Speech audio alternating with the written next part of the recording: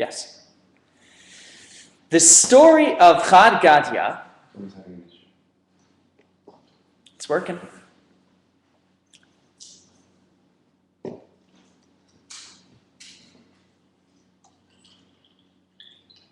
Yeah. The story of Chad Gadya is a song that, while not necessarily part of the story of Passover, it has been included in the Haggadah for over 1,000 years. They have Haggadahs that date back to the 1500s. In the Ashkenazic tradition, it's not commonly sung among Sephardic Jews, but in the Ashkenazic tradition, it's dating back to the 1500s, and it has the song Chad Gadya.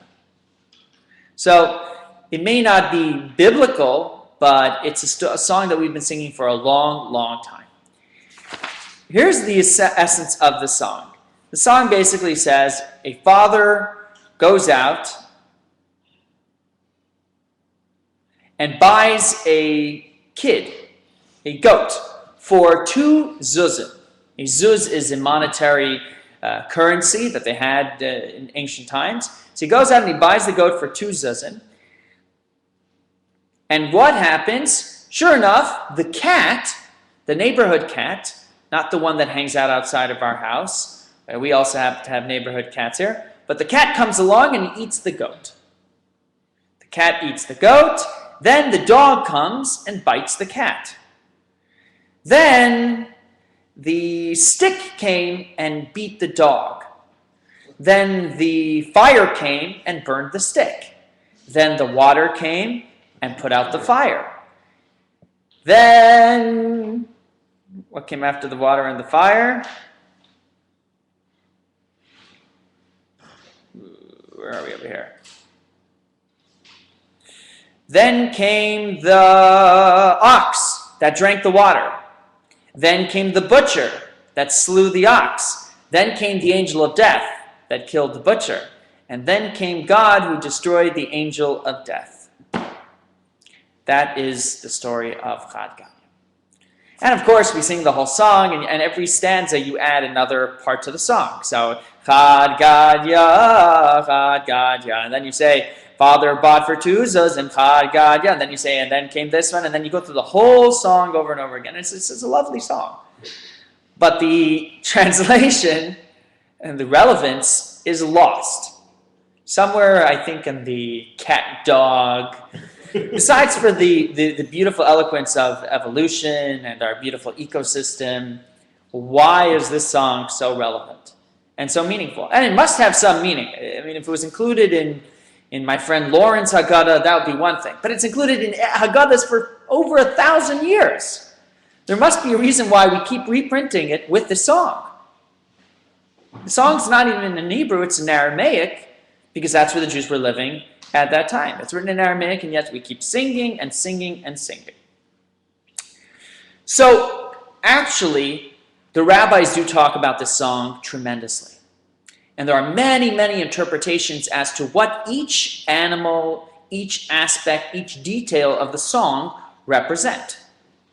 And, of course, it is an analogy of sorts, and it is teaching us some valuable lessons, and that's why it's included in the Haggadah. Even though we keep singing it, whether we know the lessons or not, it's helpful to understand what the original motivation was. So the Chida, very popular rabbi in the late 1700s, comments that when people would scoff and would poke fun at the song, rabbis would threaten excommunication. That's how important and valuable the song was. And of course, most of the people that were scoffing didn't mean it in a malicious sense. It simply doesn't make any sense to them. If you can't understand the analogy, you just look at the plain translation of the song, it's a little weird. It's a little bit, just a tad strange. So there are many, many different explanations. The most basic explanation is that the kid, the goat, is a reflection of the Jewish people. And they are being bought for 2 zuzim. That's God acquiring the Jewish people through the 2 tablets, the 10 Commandments. through giving the Ten Commandments, God purchases and acquires the Jewish people as his people. And then the song goes on and explains that anybody that exacts punishment on the goat, whether it be the dog or the cat or the ox or anybody else, God ultimately will avenge those actions. And that's why, what's the last stage in the song? Killing the angel of death. Killing the angel of death. So that's one analogy. And understanding Pesach is all about the birth of the nation of Israel. It's the birth of the Jewish people. The first time that the Jewish people are referred to as a nation is not the giving of the Torah on Mount Sinai, but rather as they exit Egypt. Is the first time the Jewish people are referred to as a nation. So the birth of the Jewish people, here we talk about how God ultimately acquired the Jewish people and they became his people. That's one interpretation. Another interpretation is that each one of these animals or objects refers to another one of the oppressors. This is very interesting. The kid, the goat, is the Jewish people, and the cat is the kingdom of Assyria, which exiled the 10 tribes of Israel. The dog is Babylon. The stick is Persia. The fire, Greece. The water, Rome. The ox, the Arab Muslims. And the slaughterer, the Christian crusaders. The angel of death, the Turks. And at the end, ultimately, God returns to the Jewish people to their homeland. First, who came after the Turks? The British. The British were the first people to start allowing Jewish people back in. Ultimately, they stopped, and they issued the white paper, and so on and so forth. And eventually, through the Jews themselves, Hashem avenges all of this tyranny, and the Jewish people are able to come back to their homeland, the homeland of Israel. A more Zionistic explanation of Chad Gadya. And there are rabbis that go into each one of these connections. So they're not just throwing names out. They talk about why Assyria is compared to the cat and why the dog is compared to Babylon and so on and so forth. It's very, very interesting. Another explanation, because one wouldn't be enough, Artie. Well, you've got two of them. Absolutely. Well, we like overkill. Start arguing around. There we go. It's the 10 rabbis in a room. You come out with 12 opinions. 12 opinions. And 6 of them are wrong. At least. Because I came up with 1 and 2. And so another rabbi, this rabbi was born in Frankfurt, says that Chad Gadya is a debate between the Jewish people and the Egyptians. The Egyptians, of course, worshipped animals, as did many pagan deities and religions, worshipped animals. The primary animal that they worshipped was the sheep and the goat, which is why the weekend, the Shabbat, before the Jewish people leave Egypt, God tells them, take a lamb and tie it to your bedpost. And this will eventually become the Paschal lamb, the Paschal offering. We talk about it in the Haggadah. Now, what happened that weekend, which is known as Shabbat Hagadol, the Great Shabbos, which will be not this week, but the following week. What happened on that weekend? The Egyptians saw the Jewish people taking lambs, their god, and tying them to their bedpost. Naturally, they were curious. So they came over and asked them, what's going on? They said, well, in a little bit, just a little bit, we're going to be let out of Egypt, and we're going to offer this lamb as a sacrifice. They said, no, that's not happening. You're not going to take our God. He says, oh yeah, absolutely. He says, and you guys are going to die. All of the firstborns are going to die because God's going to bring a plague, and he's going to kill all the firstborns. This is what the Jewish people tell. This is what Moses has told the Jewish people. This is what they tell all the Egyptians that ask them. Now, remember, the Egyptians have already seen some pretty serious calamities and disasters. They've seen Nile turning to blood, they've seen frogs, they've seen lice, they've seen wild animals, they've seen boils, they've seen locusts, they've seen hail, they've seen quite a bit. So when they hear that now a large percentage of their population is going to die, and then they're going to slaughter their God, they get quite nervous, quite unhinged. So all of the firstborns come to Pharaoh and they start arguing with Pharaoh. They say, I think we should just let them go. Pharaoh says, what? No. We ain't letting them go. So a civil war breaks out. A civil war breaks out amongst the firstborns and the rest of the Egyptian people.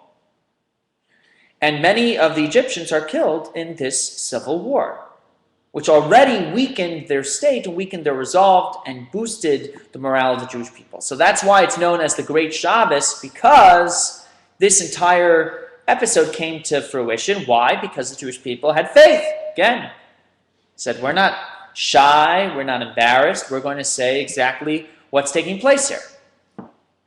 So they worshipped lots and lots of animals. And essentially, this is a debate between the Jewish people and the Egyptians. The Egyptians come up and say, oh, the sheep, the goat, it's a god. So the Jewish people come along and say, yeah, what about the cat? Cat can go ahead and bite a sheep, right?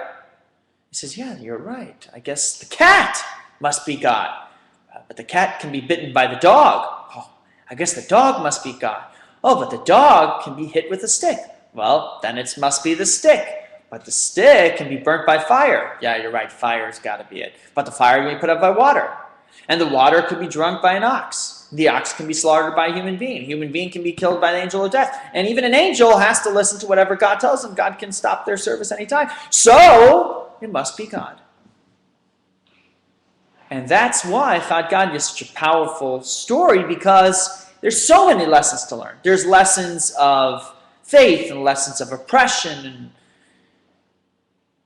And at the end, we come to the realization that, yes, we believe in a creator. And that is ultimately what sustains us. Not a stick, not oppression, not tyranny, not calamity, not disaster, but our faith in God. Similar to the story of Abraham and how Abraham realized God through this natural progression of events. So now that we've established that this song is meaningful and relevant, and not just another tune to throw on because the Seder isn't long enough. I had someone contact me, someone called me, when was this? This morning, looking for information about the Seder. This is a young lady who's just had a baby, first child. Baby's, I think, 10 weeks old. So she's telling me how she's trying to figure out what to do, where to go. And I said, of course, you're welcome to join us. And I tell her, she asks, how long is the Seder? I say, I'll tell you the truth. It starts about 7:30. And people, start to, are finishing dinner about 9:30, 10 o'clock.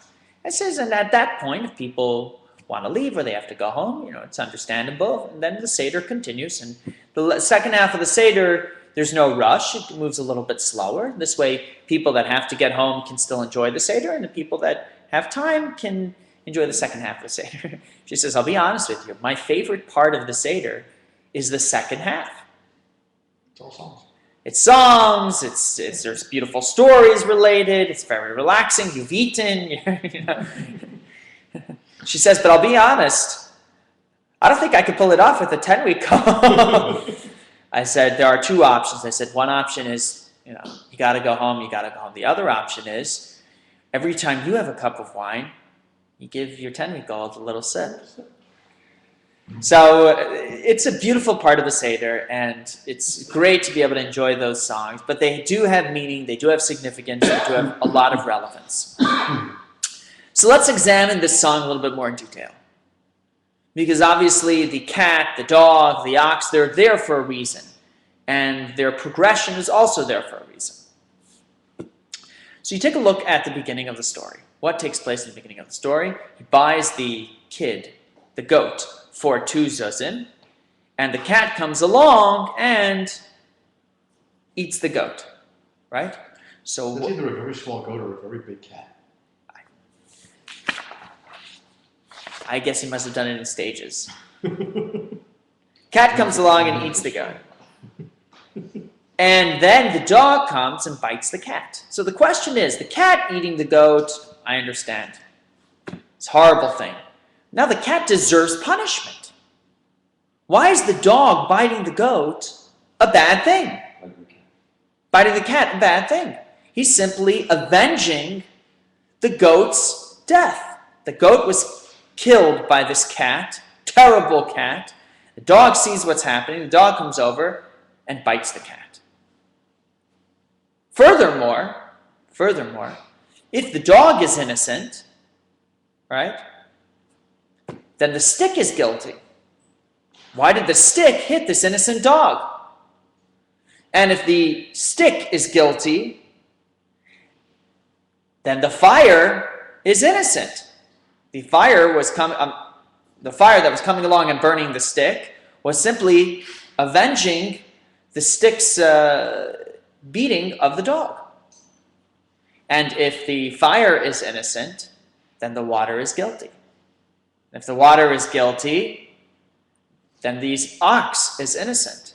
And if the ox is innocent, then the butcher is guilty. And if the butcher is guilty, then the angel of death is innocent. And then who's guilty? The angel of death is guilty. No, the angel of death is innocent. It was innocent, then God's guilty. There you go. This is what one of the rabbis asked this question. Rabbi Nassim Adler, who was the rabbi in Frankfurt, Germany in 1750. 250 years ago. It's an intelligent question. I mean, yeah, it's a beautiful song. It makes sense. This did that did this. But take a look at what's happening here. Why are they all culpable and responsible? Some have really done something wrong. And some are simply avenging the grievance that was done previously. So, he says the following. Let us analyze the song. The cat did something wrong against the goat.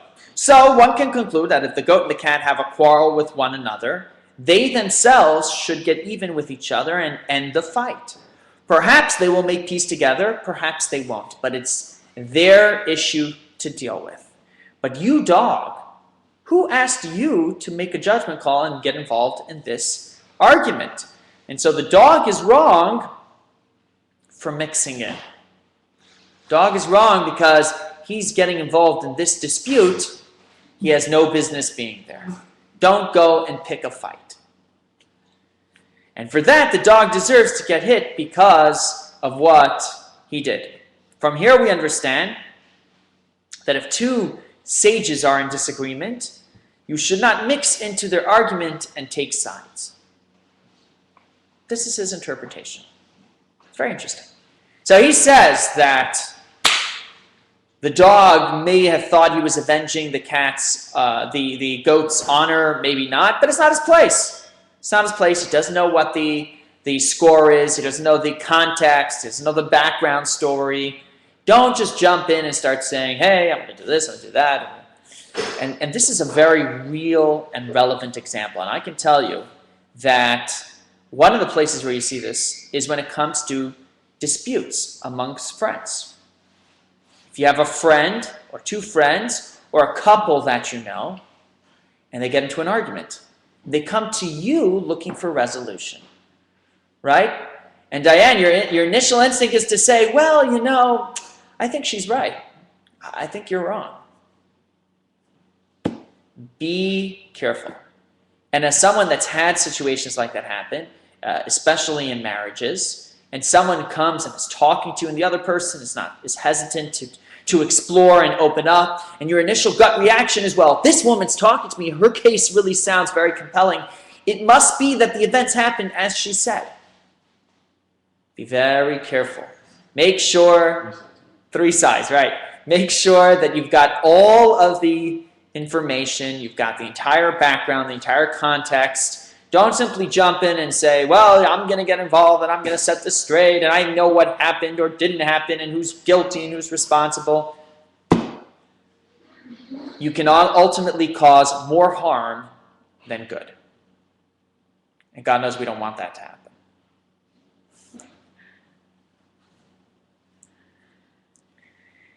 So, it's true that the cat possibly had no business biting or eating the goat. But why did the dog come and get involved? Did the dog really come and bite the cat because it was avenging the honor of the goat? Probably not. The dog saw an opportunity to go and get this cat. That's it. And that's all that went through his head. And whether any excuse or any righteous indignation that you might think will help support your case, it really comes down to the fact that he was just looking to get in on the action. And that's often the case, where we see disputes and arguments and we rush to one side. We're simply trying to get involved, and we see an opportunity to get our hands dirty, so we run for it. In the concept of blood in the water, right? The shark smells blood in the water and it attracts the shark. Why? You can have a perfectly healthy human being swimming around a shark.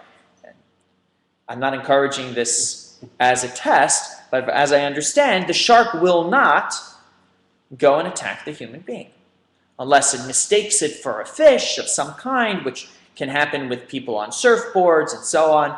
But typically, a shark will not attack unless it smells blood in the water.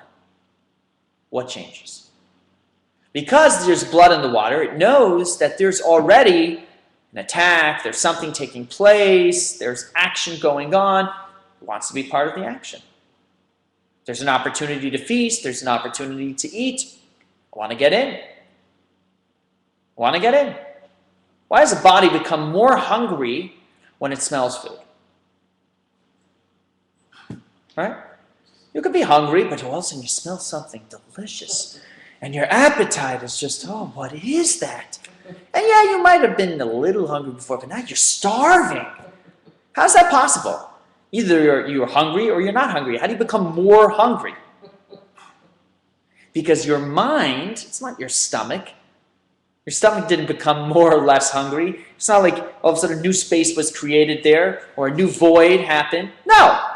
Your mind is telling you you have to get some of that food because it exists. There's good food that's just been cooked, that's just been baked. You got to get in on the action. You got to get some of that. And so it starts to motivate you and drive you. Oh, I got to get food. I got to get food. It's the same exact situation where there's battling, there's strife, there's acrimony, and therefore our natural, as a human being, our natural desire is to get in on the action. What's going on there? Why do we have traffic when there's accidents? Yeah, part of that is because a lane might be blocked, but everybody knows about rubbernecking. Why? It's not just because people need to know what happened. They can turn on the radio to find out what happened. They want to be involved. They want to be looking. The bystanders are always looking in. They're not looking in because they want to know if they can give the guy mouth-to-mouth resuscitation. There's paramedics there. Why are they standing there? They're not looking to give the guy information. It's not even that they need to know what happened. They could probably go online and find out more information about what took place than by standing right there next to the crime scene, next to the disaster. But when you're there, you're involved. You're part of it. And you know what ultimately happens when you live that kind of lifestyle? You create trouble. When you fester, when you pick at the wound, it gets infected. If you leave things be, it will heal itself.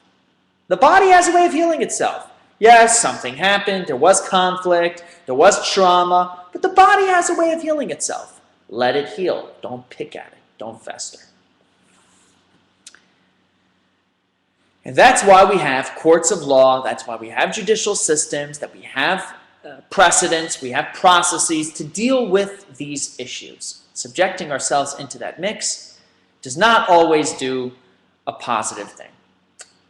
This is an issue internally that we deal with, but it's an even greater issue that we deal with as a people, as a society. And it's something we see Israel deal with all the time, incessantly. There are always people, countries around the world that at the drop of the hat are willing to jump into the fight. Oh, Israel, Jewish people, absolutely. It wasn't their fight, they didn't pick it, it's not their issue. But if there's an opportunity to get involved, they're at the front of the line. Front of the line. So, some examples.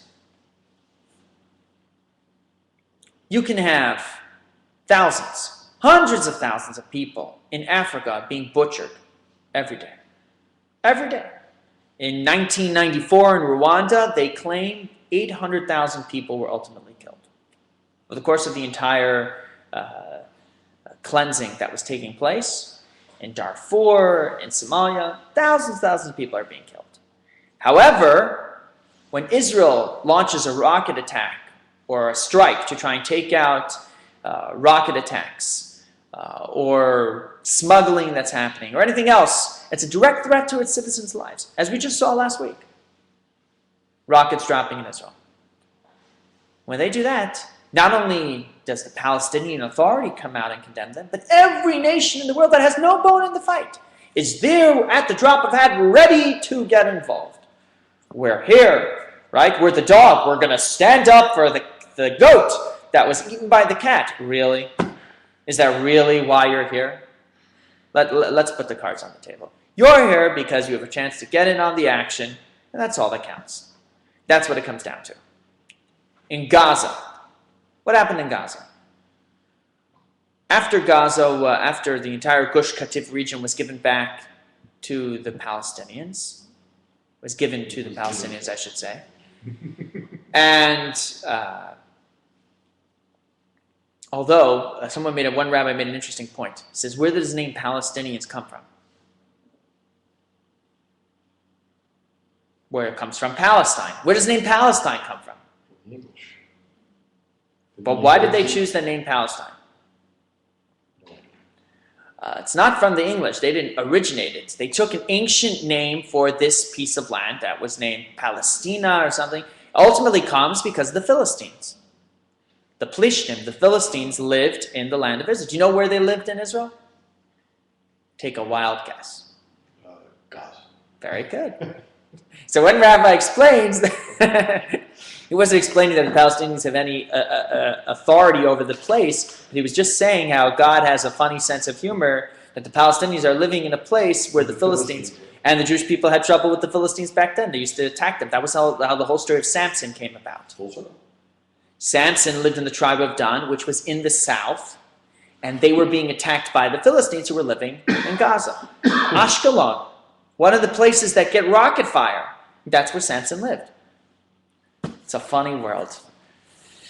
So, 8 years. For 8 years, Hamas simply set rocket after rocket after rocket, hundreds, thousands of rockets landing in Israel, ultimately killing people, hurting and maiming people, and literally disrupting way of life in Sderot and eventually even in large cities like Ashkelon. Finally, Israel had no choice but to create an offensive that would ultimately cleanse this region, hopefully to the best of their ability, of these rocket attacks and these munitions factories that were being created. Do you know what Israel did before they went and started this attack? They dropped leaflets. They dropped leaflets, thousands of leaflets all over the entire area. They made cell phone calls, automated phone calls, and media blasts throughout the entire region, letting everyone know this is what's taking place, here's where you should seek refuge, and so on and so forth. They did everything in their power to try and limit civilian casualties. Were there civilian casualties? Absolutely. They did everything they possibly could to limit them. Whereas, in the World War II, when the Allies were fighting against Nazi Germany, and they went on bombing attacks, there were no leaflets, there were no radio messages, there were no strategic strikes. They leveled the cities. Berlin, leveled. And I'm not saying that wasn't the right course of action. I'm just trying to bring you a parallel. Did the nations of the world rise up and condemn the U.S. or Britain? Absolutely not. Did the nations of the world rise up and condemn Israel after their attacks? Absolutely. 100%. In unison. Eventually, the Goldstone report was denounced by Mr. Goldstone himself. We'll let his words speak for themselves. But Prime Minister Netanyahu, emphasizing this point of how the nations of the world look for any opportunity, like the dog in Chad Gadya, looking for any chance he can get to get a bite and piece of the action. So Bibi says that it's unfortunately part of the fact that the UN institution is literally absurd. It's an absurdity. You see this institution where you have a human rights commission that's being led by Muammar Gaddafi, is leading the Human Rights Commission. You have the Committee on Disarmament, was at one time led by Saddam Hussein and Iraq. A country that used nerve gas on its own people.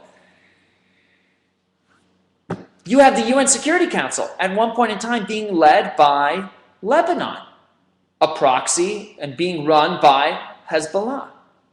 They're responsible for the security of the world community. Did you hear where Hamas is going to the Human Rights Committee? No, I didn't hear that. Hamas is now going to the Human Rights Committee, trying to play that card against Israel and saying that they're. Oh, to get recognized. Yes. Well, not only get recognized, but look what Israel's doing. So it's against everything that the Human Rights Committee stands for. Yeah. This is the reality that we deal with on a regular basis. There was a story of Rachel Corrie. You don't remember her? Rachel Corrie is a woman that went, she was a peace activist, if you can call them that, and she went to Gaza to demonstrate against the Israeli occupation. And while she was there, she was accidentally killed by a bulldozer, an Israeli bulldozer. They told her to leave the area, and it was an accident. Israel accepted responsibility, and so on and so forth. A British woman. A play was made about her. A play. Memorializing her life, what she stood for, her heroic actions in dying in the line of duty, and it's called My Name is Rachel Corrie, and it was a very, very popular and widespread play in Britain. Let me tell you about another woman, Rachel Taylor. Rachel Taylor was a British girl that was living in Israel that was killed by a suicide bomber. No play, no story, no movie, nothing. So, there's without a question a double standard. Of course, we understand that. But it's important to understand the fact that this starts because you simply have another group of people that really doesn't have a bone in this conflict. And they're looking for action. And this is what happens. When you're looking for action, you see conflict, you're there. Recently, we had the story where the Dubai assassination, there was a Hamas operative, a Hamas mastermind, that had personally killed 2 Israelis that was living in Dubai. And the Mossad organized his assassination. They came into the hotel, and they were caught on the video cameras, right? What happened as a result? The nations of the world were upset. Outrage. How could you do this? Do this? On foreign soil to kill a terrible, terrible thing. So the Mossad director in London was asked to leave, and the same thing happened in Australia and a few other places. Where else was it? Ireland, France, Germany, a few European countries for allowing such a thing to happen. Terrible thing. Now, do you think for 1 second, if America would have gone into a foreign country to kill Osama bin Laden? What do you mean if? I forget about bin Laden. It's way before that. Anyone. I mean, just give me an example. He's a high-profile target. Would there be a word? Of course not. Yeah, there would. Yay. Thank you. How can we pay you? Do you accept check, credit card, or is it cash only? This is the double standard. And this all starts with the feeling, the anxiety, the excitement that comes with smelling blood in the water. It's a terrible, terrible, terrible truth. But unfortunately, this is what we deal with in human society. This is a human condition. This is not just for Europeans. I know people like to say that. It's the Europeans. It's not true. It's a human condition that when we see conflict, when we see action, we jump in, we take sides. Whether we've got anti-Semitism or not, that's just one highlighted example that we deal with on a regular basis. But this goes down to the very, very individual level. We all feel that need to put our nose in and get involved and share our 2 cents. And we ultimately end up stoking that fire and making it bigger than when we started. There's another explanation for Chad Gadya. Ben Ish Chai, prominent poet that lived in Spain in the Golden Age. The Golden Age of Spain was just before it was ultimately taken over by the Inquisition, and the Jews were eventually either killed or expelled. But before that, it was the Golden Age. Judaism flourished in Spain. It was a beautiful, beautiful time. And Jewish people were extremely, extremely successful. It's interesting. You can draw parallels to what happened in Germany. They were very, very successful and very accepted in society. They weren't assimilated. They were generally still observant, but very much accepted in society. So he writes the following. The cat was wrong for eating the goat. If so, the dog that bit him was correct, and so on and so forth. We asked that entire question. The answer is that even though the cat was wrong, why did the dog mix into the fight? This is relevant to the exodus of Egypt because seemingly, why were the Egyptians punished? Didn't God decree on the Jewish nation to be enslaved? God told Abraham, right, all the way back to a few hundred years before, he says to Abraham, listen, all right, Abraham, you found me, tag, you're it, right? You looked, that's what Abraham did. He looked and looked and looked. There was no monotheism in the world, no belief in God. So he looked at the plants, and he looked at the trees, and he looked at the mountain, and he looked everywhere. Thank you, Karen. And, all right. And eventually he says, whoa, something's missing here. There must be a creator God, God that exists that's greater than everything else. And God says, I'm here. You found me. And as a result, I'm going to choose your descendants to be my people. But I want you to know, it's going to come with a price. And that's when they have the whole bris, the whole treaty. It's going to come with a price. They're going to be enslaved for a long time, a few hundred years. They're going to be enslaved, but when they leave, when they're finished their slavery, they're going to come out rich, wealthy, spiritually, physically, so on and so forth. I heard some people say that every exile is compared to the original exile. So if they left the original exile wealthy, you know what I mean, Artie? I'm waiting. All right, buy your lotto ticket. Buy that ticket. Didn't work this past Saturday night, but hey, it's a rollover, so you never know. But don't you have to, it was leave first, and then you became wealthy, or as you're leaving, you became wealthy.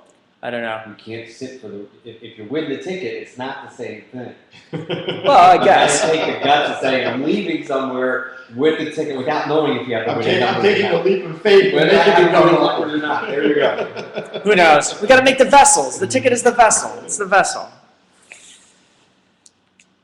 So we were decreed for slavery.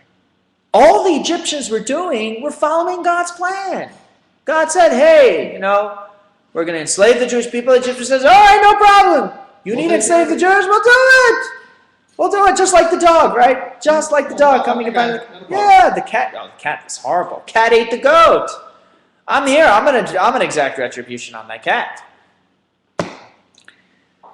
Hence, this is our answer. True, they were destined to be enslaved, the Ben Ish Chai says. But the Egyptians weren't asked to get involved. No one said they have to come and they're going to enact God's will. No one asked you to step in. God will use a different country, different nation, or change his mind, or whatever else will happen. Why did you have to step up and take that action? And for that, you are culpable. And that's why the Egyptians were ultimately destroyed. So, on Passover, we asked ourselves a lot of questions. We asked a lot of questions. I mean, the Manishtana, of course, we know is 4 questions, but that's just a start. And it is. It's not designed to say these are the questions of the Haggadah. It's designed to get your kids excited and involved and inspire them so they get curious, and then you get lots more. And God knows at the Seder, I get definitely more than 4 questions. So there's no truth to that part. The Seder is all about asking. But one thing that's missing from the Seder are a lot of answers. There aren't very many answers given at the Seder. I could think of 1, maybe 2, but not much more than that. It's a night of questions and not very many answers. And it kind of gives us an idea as our nation is being born again, Passover night, that this is something we're going to see over and over again. And we have. Every year. Every year, multiple times a year. I would say more than one time a year. Questions without answers. Days like today, where we simply ask, we don't know why. I mean, calamities happen to us on a personal level. They happen to us on a global level, on an international level. And I think that the Haggadah is preparing us for this. It's preparing us to say, you're going to go through different things in life. Ups and downs, and you're going to try to rationalize them and come to some sort of understanding. You're not going to get very far. You're going to look at Judaism and you're going to say, well, this fits for my society, for my lifestyle, for my personal upbringing. This part, I don't really get it. You're going to be taxed. Your brain is going to be taxed. It's going to be pushed to the brink, like I said at the start. We take that chance. We're going to encourage you to delve and dig and deeper and deeper and deeper. And the result is going to be enlightenment and connection and understanding in many, many cases. But it's also going to Too many be more questions. complication and confusion and quandaries. That's going to be part of it as well. And yet somehow you're going to push through and you're going to keep going.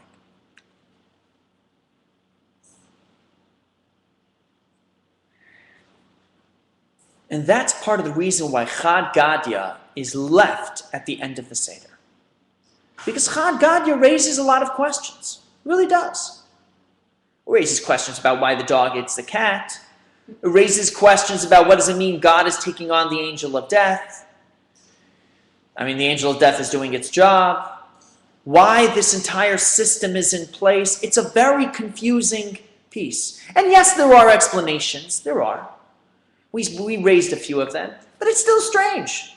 Let's be honest. Yes, it's an analogy for this and it's an analogy for that, but it's still very confusing and very strange. And the idea is to remind us that going through life, going through our religion, we will come to certain understandings. We will find some beautiful interpretations, but we will also find many, many discussions that will leave us asking why. And we cannot allow our faith to be shaped entirely by what our mind tells us.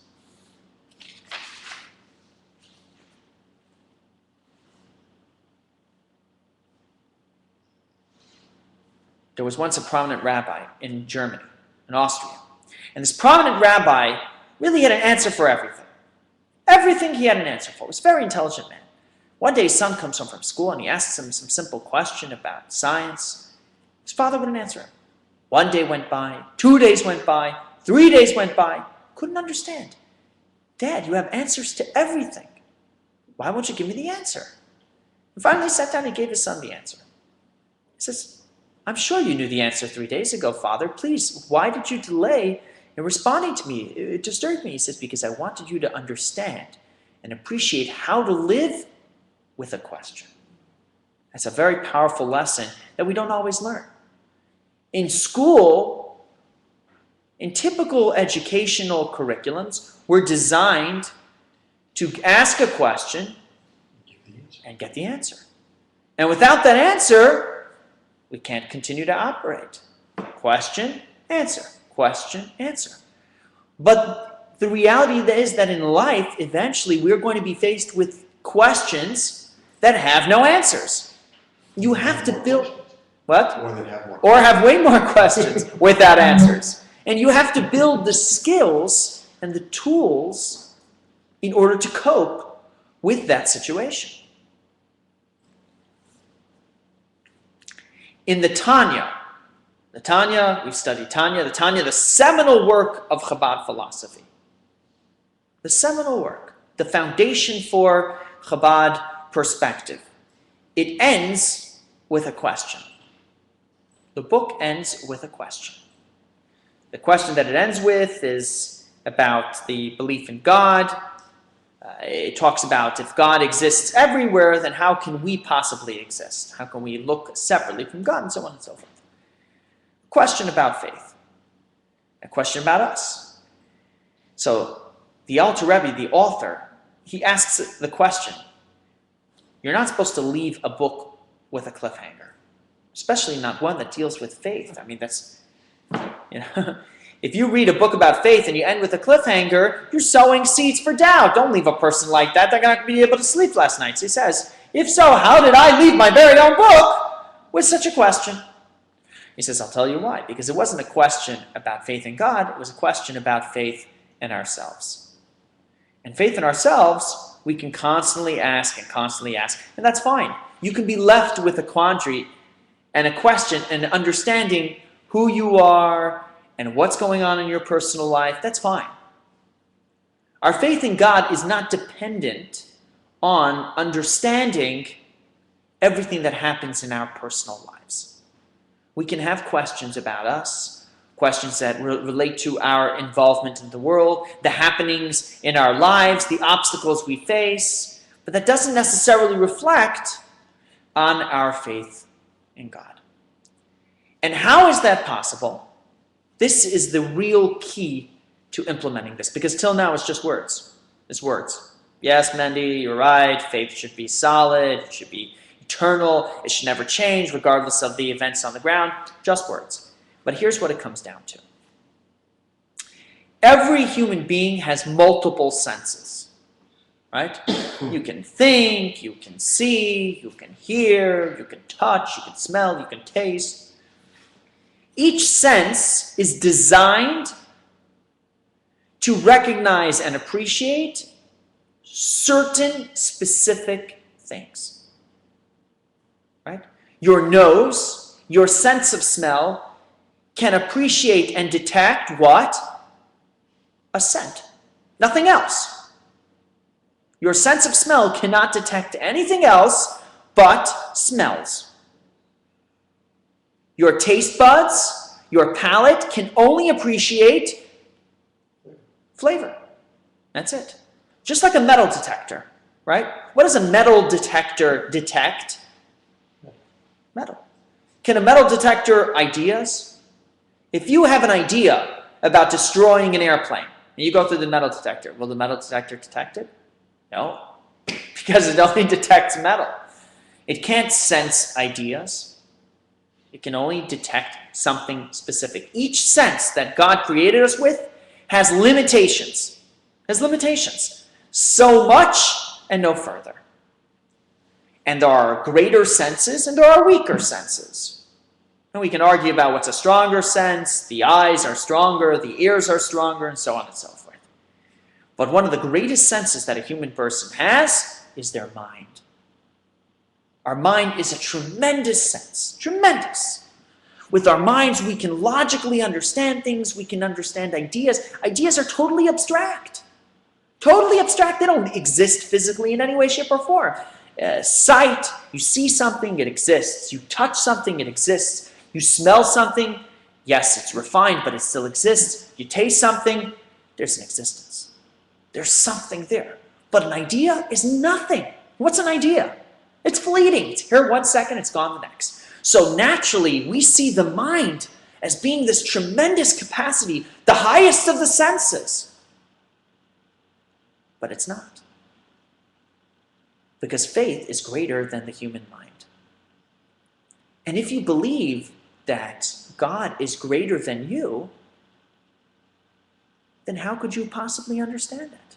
How could your mind understand something that created it, that exists beyond it? So therefore, there's going to have to be something in godliness that you are not going to grasp. You will not be able to understand. Because your mind is still a sense, just like any other sense, and it has limitations. And whoever created it has to be greater than it. Which comes back, I'll bring you back to the metal detectors. Right? What's the problem with the metal detector? Who made the metal detector? A human being. So if a human being can make a metal detector then a human being can do what? Run the way around. It can outsmart the metal detector. The metal detector doesn't grasp the human being, because the metal detector didn't create the human being. The human being created the metal detector. So the metal detector will never be able to fully deter or prevent what the human being will desire. Rather, it will work the other way around. Same too. If God created you, if you believe that God created you, then it will ultimately be impossible for you in your limited capacity to fully grasp that. And this is why you will be able to operate successfully as a human being with questions, without full understanding and comprehension. Because your brain is a very powerful thing. It can lead you to understand. It can lead you to understand that there's a God in this world, that there's something greater than me. We can all come to that irrational way. We could. You can look at the world around you, you look at the things that happen in your life, you can find rationalizations for that. But once you get to that point, you say, yes, there must be a God. There must be a creator in heaven. There must be something greater than this world. And what is it? How does it work? A little bit. We don't understand. We can understand some things, but not everything. Not everything. And that's why we're able to operate, because what I just told you, it makes sense. The fact that we don't understand, we understand. So if you understand what you don't understand, you understand it all. Do you understand that? I got it. Good. That's essentially what it comes down to. We understand and find comfort in the fact that we can't understand everything. Because it's not an ignorance. It's not born out of ignorance. It's born out of understanding. We understand what we don't understand.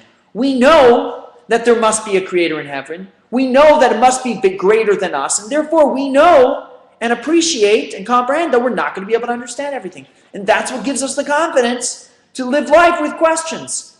And why Judaism can say, Artie, run with it. Explore everything, question everything, push the envelope until it falls off the edge of a cliff, and then dive in to grab it. And keep going. That's fine. Because I know that eventually you'll come to the conclusion that yes, there is some kind of God in this world. And no, I will never be able to fully understand it because he made me, not the other way around. If I made him, then yeah, I'd have a leg up. But that's not the way it works. And that's what ultimately gives us that strength. And that's what Chad Gadya teaches us. You finish the Passover Seder, and there's beautiful explanations of Passover Seder. Oh, you understand why, and people will ask, Mendy, why do we do this? And you come to our Seder and we'll talk about why we do this and why we do that. Have you ever been to the Seder? No. So when you come to the Seder and we'll talk about why we do this and why we do that and why we lean and why we don't lean and when we're up and we're down and we eat maror and charesis and everything of it and blah, blah, blah, blah, blah. But at the end of the day, Chad Gadya. You ain't going to get it all. You're just not going to understand everything. You can have a great week. You know, today I was having a great day this morning. It was a good day. Things were starting off on the right foot and so on and so forth. And then I got stuck. I got hit with a question for which there is no answer. Did I run away? Did I take off my kippah? Did I throw it all behind me? No. It committed me to learning more. Because the more I learn, the more my faith grows, the more I'm able to live with this beautiful faith and ultimately sustain myself through those questions. That's our response. That's how we live with questions on a day-to-day basis. We strengthen our understanding that we can't understand. And the goal for all of us is that we reach a point where we can truly appreciate everything that takes place in this physical world. The good, the bad, and the ugly. It's a tall order, of course, but that's the goal that we're working towards. And we can ultimately lead a balanced lifestyle. So this week the stock market went down a little bit. We keep pushing further. That's what we're working towards.